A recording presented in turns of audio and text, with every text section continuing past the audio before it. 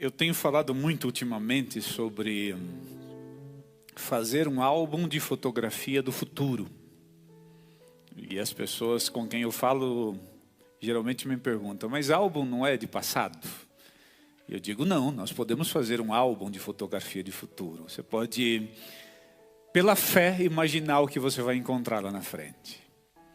E você deve fazer um álbum de fotografia da sua vida pessoal, do seu casamento, família, finanças, profissão e principalmente da sua vida espiritual, da sua vida com Deus. Não economize em cores, contornos, beleza, aventuras para esse álbum de fotografia. Acreditar que você vai chegar a algum lugar, acreditar que você vai atingir algum alvo,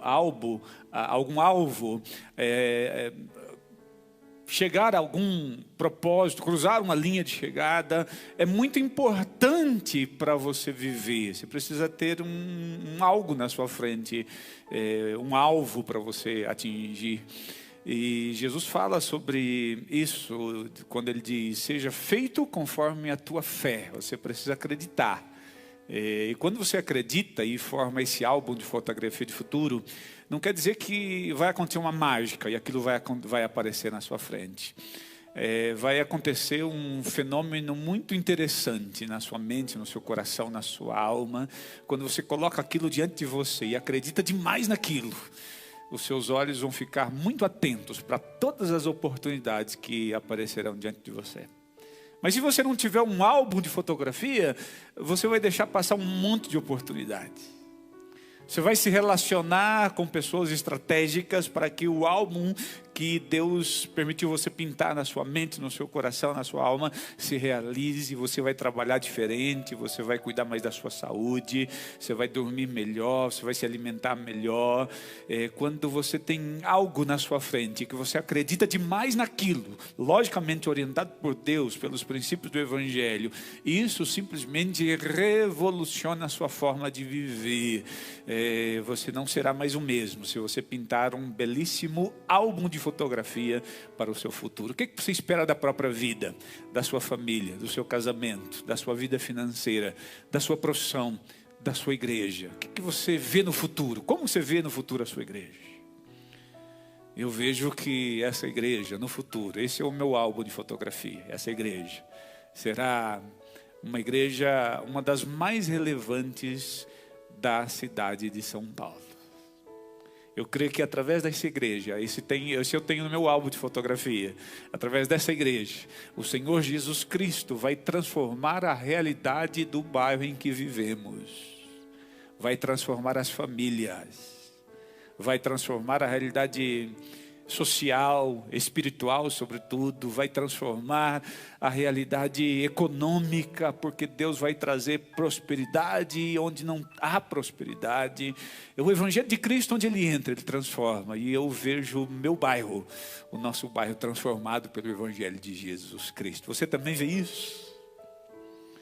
Você vê os seus familiares transformados pelo poder do Evangelho de Cristo? Você consegue olhar isso, olhar para o futuro e ver isso? Você consegue olhar para aqueles seus amigos que estão afundados nas drogas, destruídos, levantados, reconstruídos, restaurados pelo poder do Evangelho? Você consegue ver isso? Se você tem esse álbum de fotografia, você vai começar a trabalhar para que isso aconteça. Você vai começar a agir nessa direção. Eu começo com essa introdução para dizer que nas quartas-feiras nós estamos capacitando a igreja para avançar na obra de evangelização do nosso bairro. Você pode fazer isso no seu condomínio, com a sua vizinhança, com o rapaz da padaria, do açougue. Você pode espalhar o Evangelho de Cristo. E é assim que a nossa realidade vai ser mudada, quando cada um de nós, individualmente, assumir esse compromisso de anunciar as verdades do Evangelho de Jesus Cristo. Nós estamos vindo já de algumas quartas-feiras capacitando a igreja para discipular, para levar a mensagem de Cristo. Semana passada o pastor Daniel falou sobre a importância de deixar o Espírito Santo guiar as nossas vidas. E hoje eu quero terminar essa capacitação falando da importância da igreja e da importância do batismo. Tá? Essas informações todas, depois eu estou pedindo para o pessoal da mídia fazer lá um playlist, né, discipulado, né, parte 1, plano da salvação, parte 2 e até o dia de hoje, né, com assuntos separados.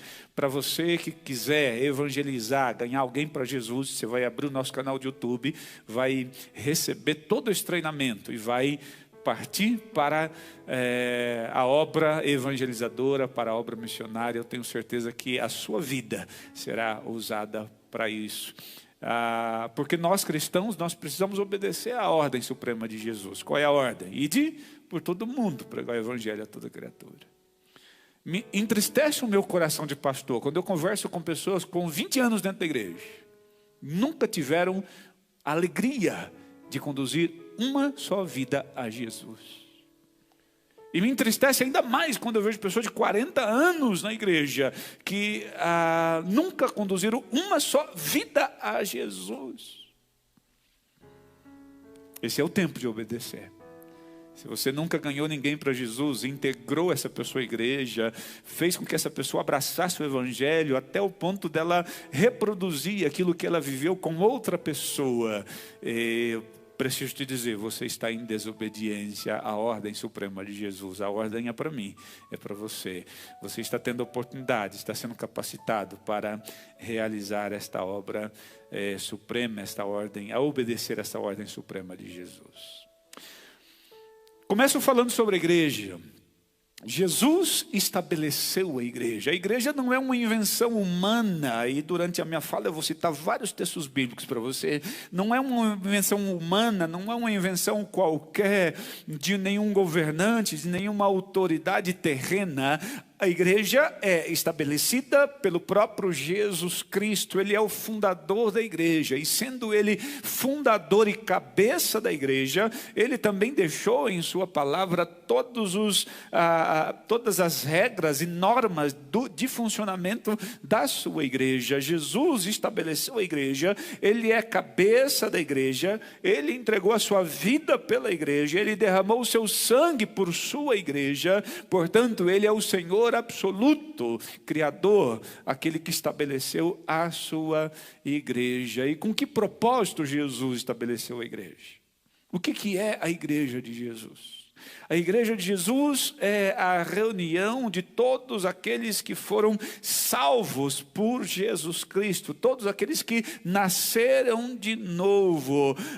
Todas essas pessoas fazem parte da igreja de Jesus Cristo. Não é? A igreja de Jesus, não importa se é batista, assembleia, metodista ou qualquer outra denominação, todas as pessoas que passaram pela experiência de conversão, todas as pessoas que nasceram de novo, que deixaram a vida velha e começaram a viver como nova criatura para Jesus, essas pessoas todas fazem parte da igreja de Jesus Cristo, independente de placa.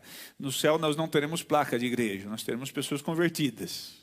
Nós teremos pessoas que nasceram de novo, independente da sua denominação. Então Jesus Cristo, ele criou a igreja é formada por essas pessoas que nasceram de novo, pessoas que faziam parte de um outro reino, de uma outra nação, e essas pessoas reconheceram que em Jesus Cristo poderiam viver uma novidade de vida, através da entrega das suas vidas a Jesus Cristo, poderiam entrar e fazer parte do reino que Jesus Cristo veio inaugurar. Pessoas que reconheceram que faziam parte do reino das trevas, com valores das trevas, com vestimentas das trevas, com vocabulário das trevas, com pensamento das trevas, reconheceram tudo isso e reconheceram que em Jesus podiam viver valores do reino da luz, cujo próprio rei é Jesus Cristo. Pessoas que reconheceram que no reino das trevas, quem governava sobre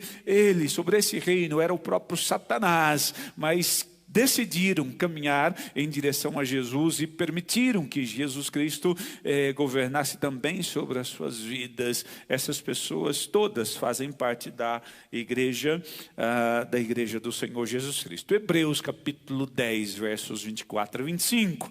A Bíblia vai dizer assim: consideremo-nos uns aos outros para nos estimularmos ao amor e às boas obras, não deixando de congregar-nos, como é costume de alguns, mas admoestando-nos uns aos outros, e tanto mais quanto vedes que vai se aproximando aquele dia.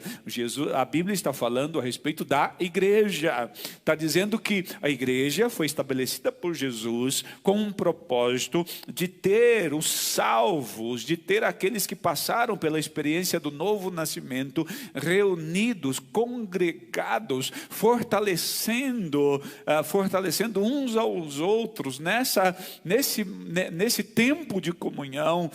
A igreja existe para isso, para que os salvos por Jesus Cristo tenham esse tempo semanal de comunhão, esse tempo semanal de encontro para a glória de Deus e para abençoar também um ao outro. A igreja de Jesus Cristo, ela pode nos abençoar, ela pode te abençoar pelo menos de 3 maneiras. Quando você assume o compromisso com a igreja de Jesus, de estar na comunhão da igreja de Jesus, você tem pelo menos 3 vantagens. A primeira, que é usada por Deus para abençoar a sua vida, é que na igreja você terá o privilégio de estudar a palavra de Deus, que é a única regra de fé e de prática para a sua igreja. Ele, como o criador da igreja, deixou também as normas que estão aqui na sua palavra, no Evangelho. E na igreja é o lugar onde você tem o privilégio de estudar profundamente a Bíblia Sagrada, de ouvir sermões bíblicos, de estudar através das escolas bíblicas, dos cursos que temos para todas as etapas, desde criança até pessoas mais experientes, uma grade curricular específica para cada faixa etária, onde você vai encontrar no mundo um lugar onde você possa estudar profundamente e conhecer profundamente, crescer no conhecimento da palavra de Deus. Não existe no mundo nenhum outro lugar. Esse lugar é a igreja. Por isso a igreja é importante.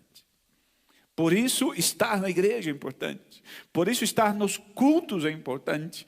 Porque sempre existe uma palavra sendo ensinada. E essa palavra que é ensinada vai cravando o seu coração. Através da Bíblia, do estudo da palavra, Deus vai moldando a sua vida pessoal, moldando o seu caráter, moldando o seu casamento, moldando a sua vida financeira, moldando o seu comportamento.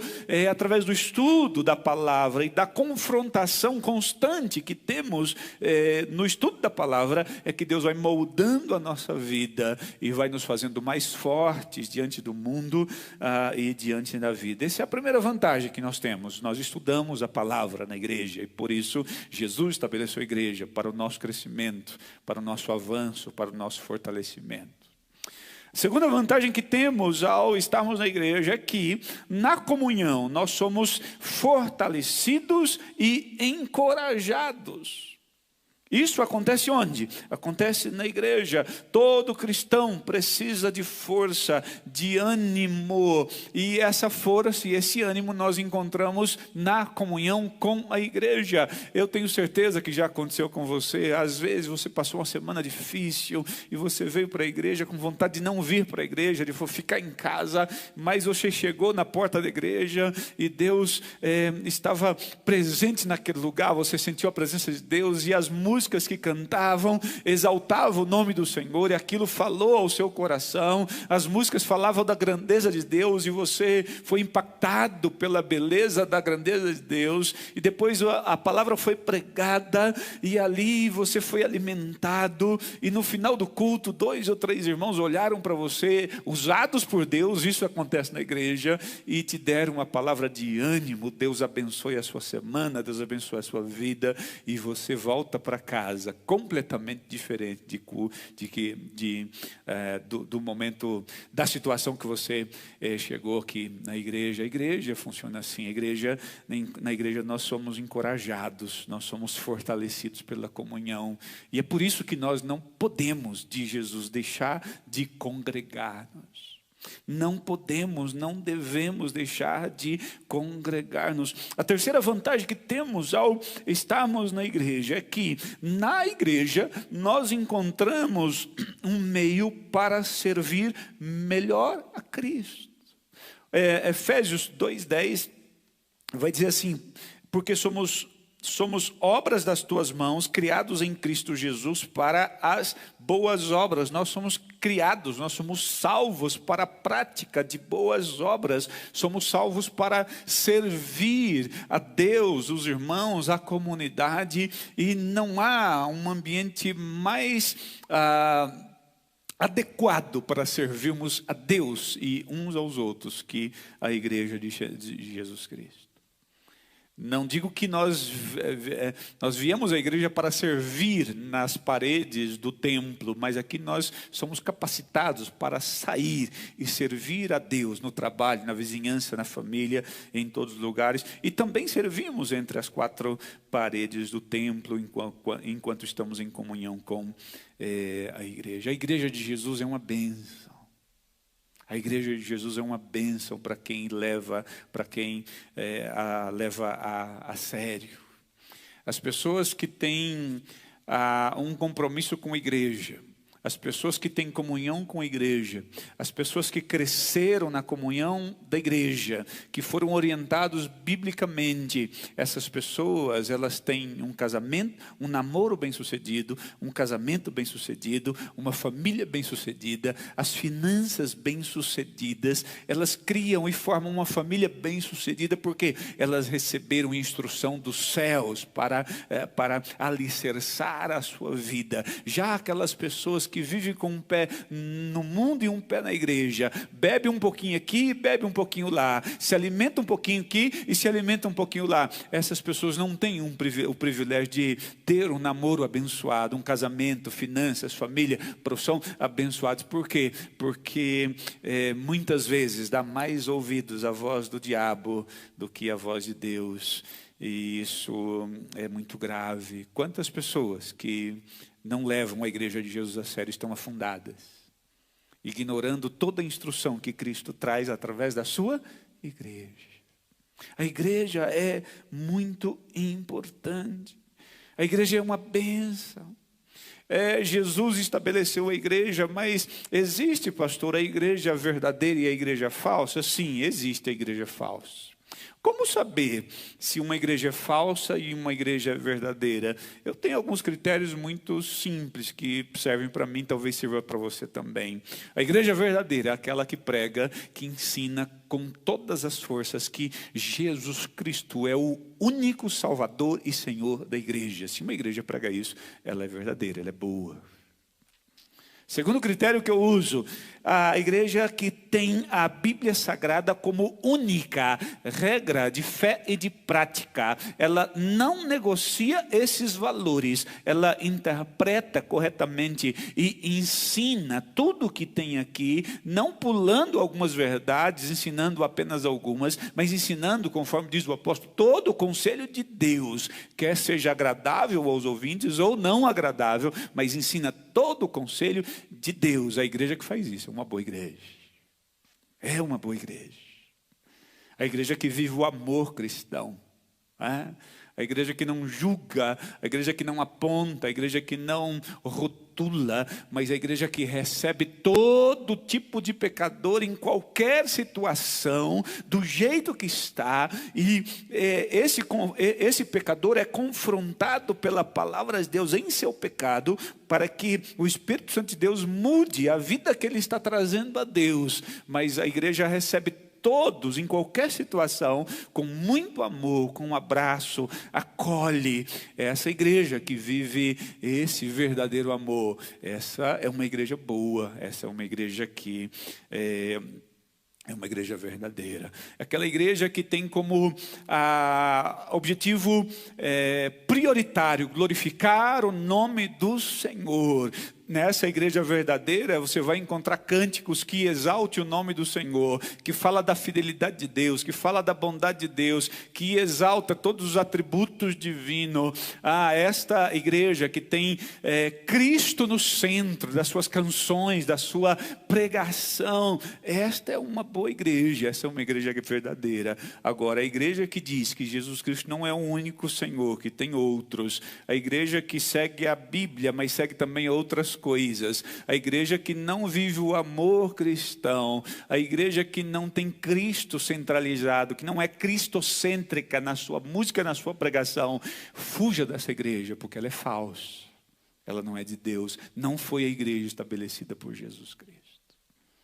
Existem muitas igrejas boas e saudáveis, mas também existem muitas igrejas que são falsificadas, são adulteradas, elas estão prostituindo a palavra do Senhor, e dessas devemos fugir.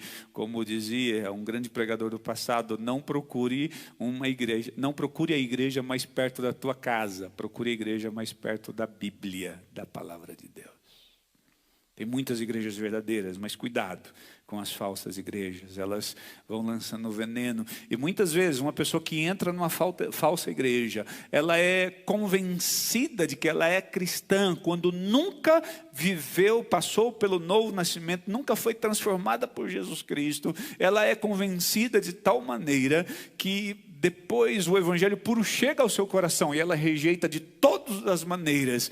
E é uma pessoa que é a mais difícil de ser conduzida à conversão verdadeira, ao novo nascimento, porque ela se convenceu. Alguém disse que ela era salva, alguém disse que ela é cristã, quando na verdade ela nunca entregou o seu coração para Jesus. A igreja é uma bênção. E volto a dizer, as pessoas que levam a sério a igreja de Jesus, elas são bem-sucedidas. Na igreja, vai aprender sobre finanças, vai ou não vai? Quando vem aqui o tesoureiro nas nossas assembleias e coloca aqueles relatórios todos, é uma aula de finanças. Eu digo para vocês que eu aprendi sobre saúde financeira na igreja de Jesus.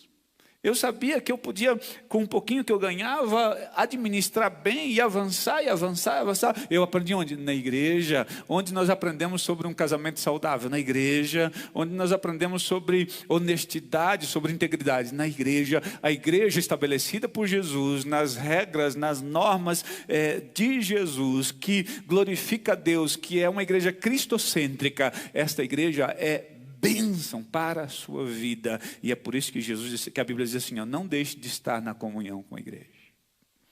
Quantas pessoas caídas, prostradas, destruídas, simplesmente porque não levam a igreja de Jesus a sério.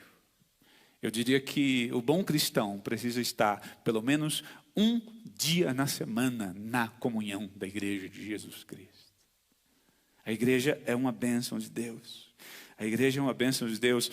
Em 1 Coríntios 12, o apóstolo Paulo vai comparar a igreja ao corpo. Jesus Cristo é o cabeça e ele comanda todo o corpo, né? Jesus é o cabeça, ele é o Senhor. Todos nós nos inclinamos ao Senhor Jesus Cristo em obediência.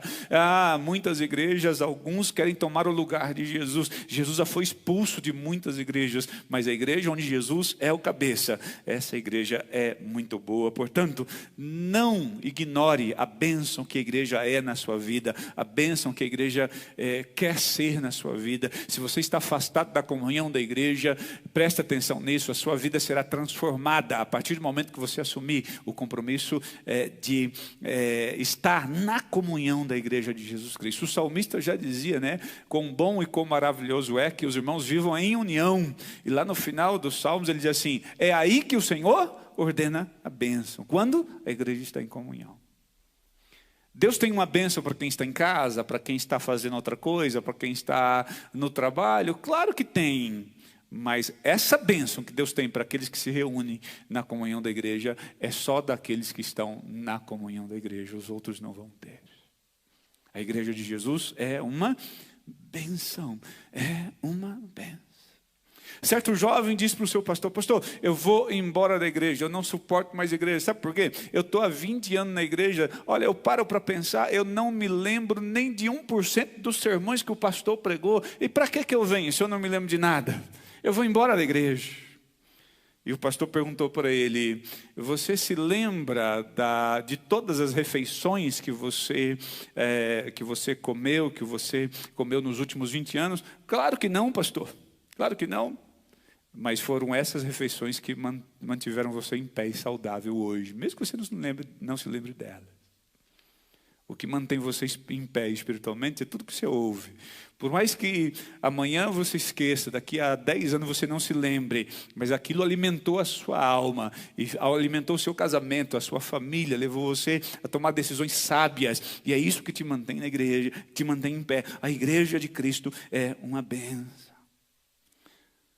Um outro jovem diz: pastor, eu também vou embora da igreja, porque a igreja tem fofoqueiro, tem gente que mente, tem gente que é grosso, tem gente que não tem paciência, sei lá. Então, um monte de gente: pastor, eu vou embora, essa igreja não serve para mim. E o pastor disse para ele: tá bom, antes de ir embora eu quero propor uma experiência para você. Pegue um copo d'água no limite bem cheinho, você vai segurar esse copo, vai dar uma volta no templo e não vai deixar cair nenhuma gota. Não, melhor, uma volta não, você vai dar umas 10 voltas. E o jovem aceitou o desafio, e o pastor: depois dessa experiência a gente volta a conversar. E o jovem pegou o copo d'água e foi com muita atenção no copo, para não cair nenhuma gota, e deu uma volta, 2, 10, e demorou bastante para não deixar cair nenhuma gota d'água, que era o combinado. E o pastor depois chamou o jovem e disse: enquanto você estava com uma atenção total no copo d'água, você viu o que estava acontecendo ao seu redor? Não, pastor, eu não vi. Então, na igreja de Cristo é mais ou menos assim. Quando você está na igreja, os seus olhos estão em Jesus Cristo, você não presta atenção nas coisas que estão ao seu redor. Jesus Cristo deve ser o nosso alvo, deve ser o alvo da igreja. A igreja é uma bênção. Não despreze a comunhão da igreja de Jesus. Talvez, escute só, você que está em casa, talvez esteja em casa justificadamente. Mas talvez esteja em casa por uma preguicinha, por uma negligência. Talvez esse fracasso que você enfrente é porque você está negligenciando a comunhão da igreja. Talvez as lutas que você enfrente no seu casamento, na sua vida financeira ou na sua vida profissional, isso tudo que está acontecendo porque você está ignorando a igreja de Jesus Cristo. A igreja é um lugar de bênção. A igreja é um lugar de bênção.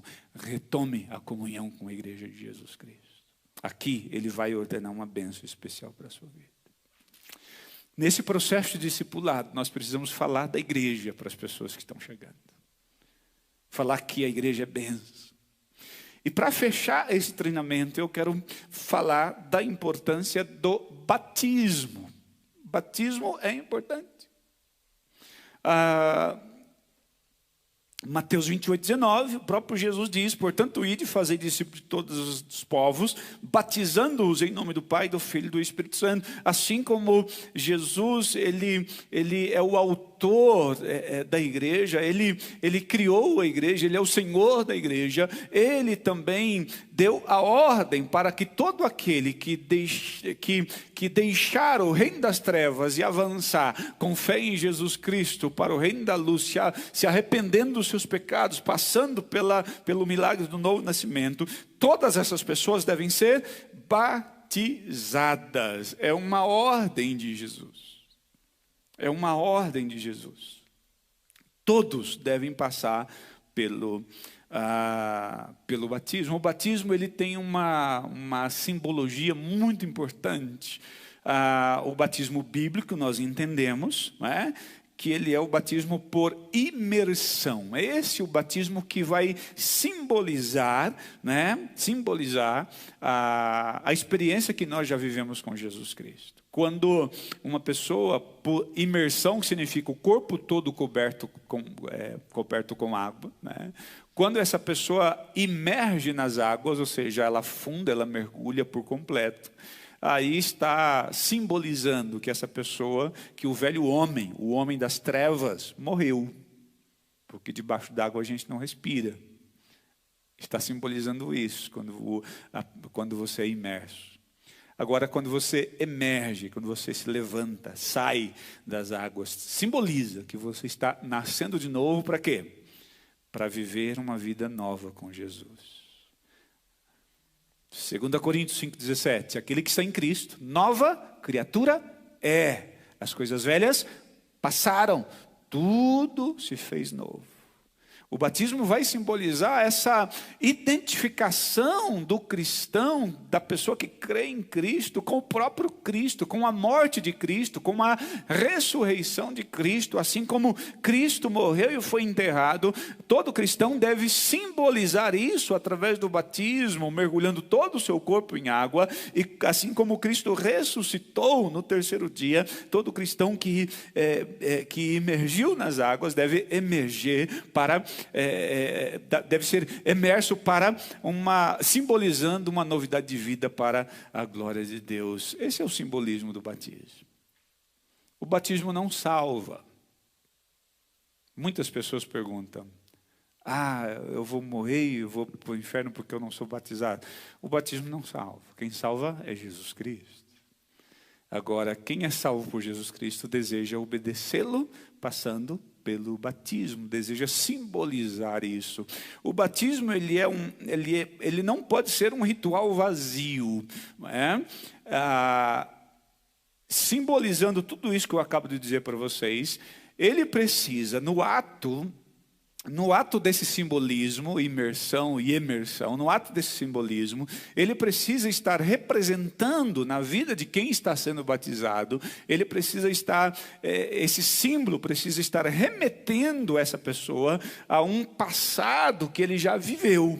Ou seja, aquilo tudo que ele está simbolizando através do batismo, ele precisa ter vivido antes. Ele está apenas simbolizando algo que Jesus já realizou. Ou seja, no batismo eu estou simbolizando a minha morte e o meu novo nascimento, porque lá atrás, em uma experiência anterior, eu já me arrependi dos meus pecados, já coloquei minha vida nas mãos de Jesus Cristo, o meu velho homem já morreu, as trevas em mim já morreram, e eu nasci de novo para viver para o reino da luz. A pessoa que é batizada, sem que o batismo arremeta a essa experiência com Jesus, ela não está sendo batizada biblicamente, ela está passando por um banho público. Porque o batismo ele simboliza, e o símbolo deve, para ter valor, nos remeter àquela verdade que ele mesmo está ali representando, porque senão é apenas um ritual vazio, sem valor, e não é um batismo, o batismo bíblico. A pessoa que vem ao batismo, ela vai dar o seu testemunho de obediência a Jesus. Ela vai dar o seu testemunho de que a sua vida já foi transformada por Jesus, e ela já morreu e já nasceu de novo. E muitas pessoas dizem assim para mim: mas eu entendo tudo isso. Eu entendo tudo isso. Mas eu não sinto. Outras dizem: eu não estou preparado. Eu não conheço a Bíblia. Para essas duas questões eu respondo da seguinte maneira: eu fiz 5 anos de faculdade teológica. Eu li e estudei a Bíblia toda, versículo por versículo, nas línguas originais, e eu me deparo com tantos textos que eu ainda não conheço. Eu preciso parar e estudar. Então, essa desculpa, eu não conheço a Bíblia, não tem fundamento. Mas, pastor, eu entendo isso, que eu vou me preparar o resto da vida lendo a Bíblia, estudando a Bíblia, mas eu não sinto que eu devo me batizar. E aí eu uso um outro exemplo para ajudar você a entender o que é obediência a Cristo. Você que crê em Jesus Cristo e ainda não foi batizado. Não é? Se você tem um filho e você está na hora do almoço e você fala para o seu filho: filho, vai lá na padaria da esquina e compra um suco para o nosso almoço. Você dá uma ordem ao seu filho. Você é pai, você pode usar o imperativo com o seu filho: vai e compre. Se o seu filho chegar para você e disser assim: pai, eu entendo que não tem o suco para o almoço, que seria bom a gente almoçar com suco. Eu entendo que o senhor está me dando uma ordem. Pai, eu não sinto no coração o desejo de ir lá comprar o suco. Quando eu sentir, pai, eu vou lá comprar o suco. Como você reagiria como pai? No mínimo, você ficaria muito entristecido com a atitude do seu filho. O batismo é uma ordem de Jesus Cristo para todo aquele que crê. Nós não temos que sentir, nós não temos que ter um doutorado em teologia, ou um bacharelado, ou licenciatura em teologia para sermos batizados. Nós precisamos simplesmente ter como pré-requisito o crer em Jesus Cristo, já ter passado pela experiência do novo nascimento e o desejo de obedecer, porque é uma ordem do Senhor da igreja. Todo aquele que crê deve ser batizado, ponto. Se nós cremos em Jesus e o consideramos nosso Senhor, nós não temos nenhuma opção senão obedecer ao nosso Senhor, nos curvar ao senhorio de Jesus Cristo. O batismo não é para quem sente, é para quem obedece. Todo aquele que crê deve ser batizado. Todo aquele que crê deve ser batizado. Como eu disse, o batismo bíblico é por imersão. Você vai ver isso em Atos capítulo 8, versos 36 a 38, onde eu passo a ler para vocês. Diz assim: prosseguindo, chegaram a um lugar onde havia água. Então o eunuco disse: veja, aqui tem água. O que me impede de ser batizado? Filipe disse: nada o impede se você crê de todo o seu coração. O eunuco respondeu: creio que Jesus Cristo é Filho de Deus. Então mandou parar a carruagem, os dois desceram até a água, entraram na água e Filipe o batizou. Atos 8, 36 a 38. O batismo que entendemos ser bíblico, a própria palavra baptismos, no grego, significa mergulho. Nós entendemos que o batismo bíblico é um batismo por imersão. Qual é o pré-requisito para alguém ser batizado? O próprio texto responde: aquele que crê em Jesus Cristo, aquele que já passou pela experiência do novo nascimento, deve ser batizado, deve ser batizado. Ainda sobre o batismo, já finalizando, muitas pessoas questionam: mas por que vocês não batizam crianças? Recém-nascidas, pequenininhas, por que vocês não fazem isso? Porque a Bíblia não nos permite fazer isso. Eu desafio a qualquer estudante, estou misturando as línguas hoje, está difícil. Qualquer estudante da palavra a mostrar um texto bíblico onde uma criança é batizada. Ou qualquer recomendação de Jesus ou dos apóstolos para que uma criança recém-nascida, um inocente, seja batizado. Não existe na Bíblia. Todas as pessoas que foram batizadas foram depois de adultos. Por quê? Porque a nossa relação com Jesus, ela é pessoal, com Deus ela é pessoal. Eu preciso decidir, não é? Nós batizamos aqueles que já fizeram a travessia da idade da inocência para a idade da razão. Aqueles que já sabem decidir por si, né? Já sabem o que é certo, o que é errado. E isso vai variar muito de pessoa para pessoa. Às vezes uma criança com 8 anos já pode ter essa noção. Às vezes é com 9, às vezes é com 10, é com 12. Né? Mas a criança inocente, nós não batizamos. Marcos 16, a Bíblia diz assim: quem crê e for batizado será salvo. Para ser batizado, precisa crer. Se eu perguntar a uma criança, bem pequena, de colo: você crê em Jesus como seu Salvador? O que ela me responde? Ela não tem capacidade de compreender.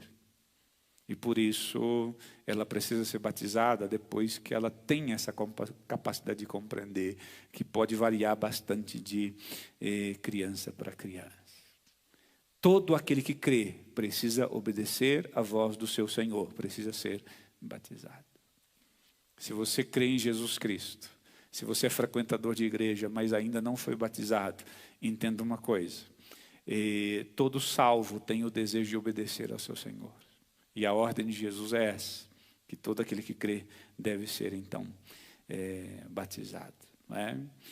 Jesus foi batizado por João Batista, para dar o exemplo, isso está em Mateus 3,13, ele foi batizado, não é? Deus aprovou, não é? Deus aprovou o batismo de Jesus em Mateus 3,17, não é? Jesus nos deu o exemplo, né? Jesus foi batizado, seus seguidores foram batizados. No livro de Atos, cada pessoa que aceitava Jesus como seu Salvador era batizada. Através dos tempos, milhões e milhões de pessoas que viveram o milagre do novo nascimento, que creram em Jesus Cristo como seu Senhor, milhões foram batizadas, cumprindo assim a ordem de Jesus e confessando a sua fé em Jesus Cristo. E a minha pergunta nessa noite a você é a seguinte: e você já foi batizado? Você deseja ser batizado? Se você se considera filho, eu creio que o desejo do seu coração deve ser o de agradar o coração de Jesus Cristo. Se Ele te manda, é melhor que você obedeça. Se você não foi batizado, entre em contato conosco. Nós temos uma classe especial que vai preparar você, estudando as principais doutrinas bíblicas, e você vai tomar uma decisão consciente. Vai ouvir a palavra, vai entender a palavra, vai crer em seu coração na palavra, vai conhecer o projeto de Deus para você. E depois disso, eu creio que se você entregar o seu coração para Jesus Cristo, o Espírito Santo do Senhor vai operar em você o milagre do novo nascimento. E você vai deixar uma vida velha de tristeza, de vergonha e de dor, e vai viver tempos de refrigério pela presença do Senhor Deus na sua vida. O que aprendemos nessa noite? Que a igreja de Jesus é uma bênção. Quem tem compromisso com a igreja é uma pessoa bem-sucedida. Os melhores profissionais da sociedade são pessoas que se formaram na comunhão da igreja, que receberam princípios divinos para a sua vida. Os melhores casamentos e famílias são de pessoas que levaram a igreja de Jesus Cristo e a palavra de Jesus Cristo a sério. Ah, pastor, mas eu conheço um monte de gente que é cristão e tem um casamento péssimo, uma família péssima. Pergunte a essas pessoas se levam a Deus a sério, se leva a palavra a sério, se leva a igreja de Jesus a sério. A igreja é uma bênção estabelecida por Jesus para abençoar a sua vida. Não se permita ficar fora da comunhão da igreja de Jesus. Ela é bênção para você. E se você um dia decidiu entregar o seu coração para Jesus, hoje você entende que também precisa obedecer a sua ordem, precisa ser batizado e integrado a uma igreja local, a igreja de Jesus Cristo. Então, assim finalizamos a nossa série de estudos de capacitação para você que deseja ganhar vidas para Jesus Cristo. Você pode entrar no nosso canal do YouTube e ver toda essa série de mensagens, de estudos, se capacitando e aplicar esses estudos na vida de uma pessoa que você quer atrair para Jesus.